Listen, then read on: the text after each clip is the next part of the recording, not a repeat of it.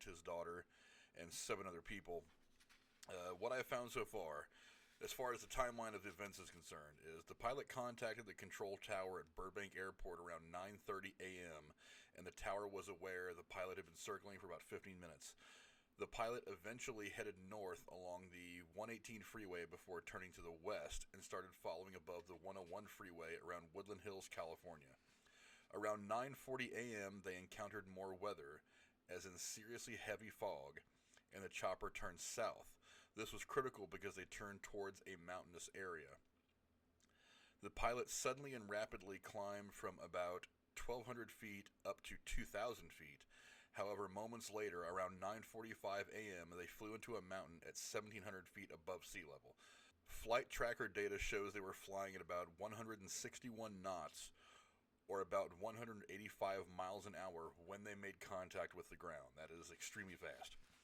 At 9:47 a.m., the first 911 call comes to the Los Angeles County Fire Department of a helicopter down in a brush fire at the intersection of Las Vegas Road and Willow Glen in the city of Calabasas. Eyewitnesses claimed they heard the engine of the chopper struggling prior to the crash. Shortly after, the news starts circulating that Kobe Bryant is a victim of this crash. Celebrities then started to react on social media. At 12:35 p.m., just after noon, reps for Kobe told TMZ that Kobe's daughter, Gianna, age 13, was also on board the helicopter and was killed in the crash. At 1:12 p.m., Rick Fox, former Laker great, his attorney, confirms that the former Laker was not among those on board. This being Rick Fox was not on board. There were some rumors floating around apparently that he was on board. And despite the rumors circulating that he was on board, he was disproving that. At least one of the other passengers at this point is confirmed to be John Altobelli, the baseball coach at Orange Coast College. At 1:19 p.m., TMZ obtained dispatch audio in which you can hear the operator directing emergency personnel to the crash site. You can find this on TMZ's website. I'm not going to play any of it right now.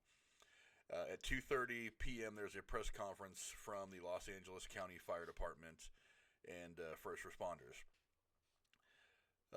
During this, about 2:42 p.m., authorities say responders had to hike to get to the crash scene. When they finally got to the incident site, it was clear that no one survived. They actually ended up dropping some paramedics and fire personnel onto the site from another helicopter because it was so up on the hill and not accessible easily by road.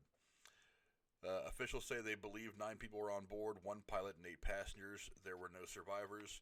It is still unclear why the chopper crashed, but an investigation is underway. It should be noted that they did not identify any victims of the crash at this press conference because they wanted to notify, obviously, next of kin first.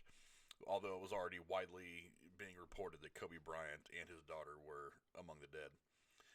At 3:01 p.m., the players and coaches and their families at Mamba Academy were very emotional when they heard the news about Kobe's death, but they came together for a moment of silence and prayer prior to the start of the games that day.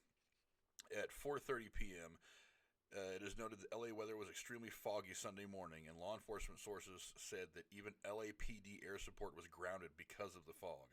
Flight tracker data shows that Kobe's chopper appeared to first encounter weather issues as it was above the Los Angeles Zoo. It circled that area at least 6 times at a very low altitude, around 875 feet, perhaps waiting for the fog to clear. At 4:56 p.m., the mayor of Costa Mesa, Katrina Foley, confirmed the identity of one of the other crash victims, girls basketball coach Christina Mauser, who is the wife of Tijuana dog singer Matt Mauser. Matt Mauser confirmed this news himself on his social media.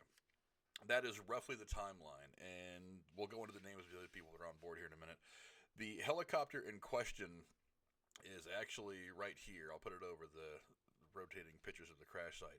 This is not the helicopter that crashed. It was said in a couple of articles over the course of the day that Kobe had actually bought a new helicopter fairly recently, so that is not the one that he had that he was in when it crashed. You could actually tell a little bit if I take this one down, and if you can see some of the images when it gets back around to it, you can tell it's a paint job. You can see right there on the lower left-hand side of that picture. It's more of a blue and white paint job, it looks like, so obviously a different helicopter than this one that we're seeing Kobe in front of here. The helicopter is a Sikorsky S-76B. And from what I've read about it, it's preferred by celebrities for its luxury and safety record. It can be modified in a lot of different ways for people to enjoy flying around the helicopter. It's actually, I believe, the same kind of helicopter that the Trump organization uses. So during the campaign in 2000 for the 2016 election, you could see Donald Trump flying around in his Sikorsky with the Trump logo and his name painted on the side. So it's definitely something that a lot of celebrities and rich people like to roll around in.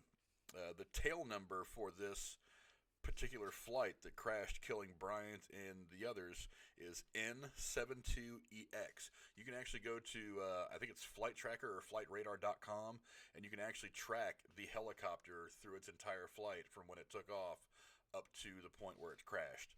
I will try to find the link to that website and put it in the description below.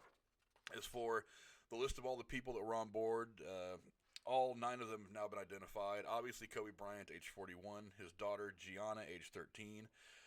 John Altobelli, 56. His wife, Keri, whose age is not mentioned. His daughter, Alyssa, who was 13.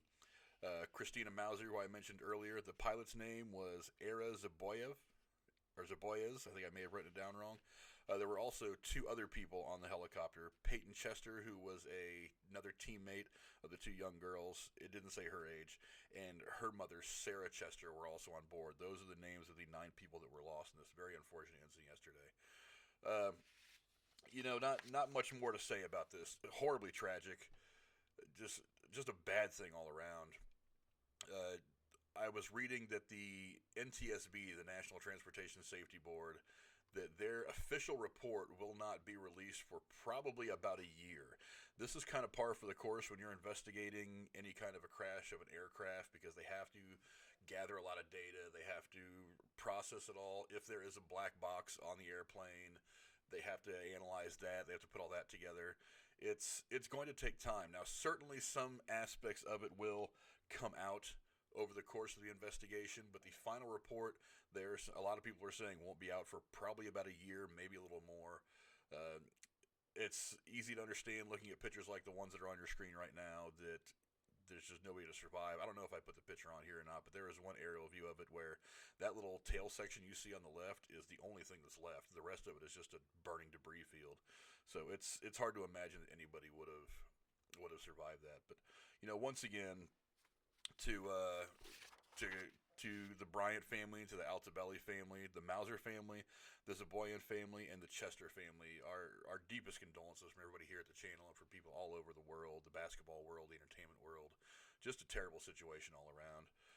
That's the details that I've dug up in a little bit of research. Like I said, more will come out. Go down in the comments below. Share some of your memories of Kobe Bryant. Like I said, I was never a big Lakers fan. I grew up in the Bay Area as a Warriors fan, so there was a lot of hatred for the Lakers, but I never would have expected or wanted anything like this to befall anybody. It's just a bad thing all around. So go down in the comments below. Share some of your memories of Kobe Bryant. Let us know some of your thoughts, and we'll see you guys later.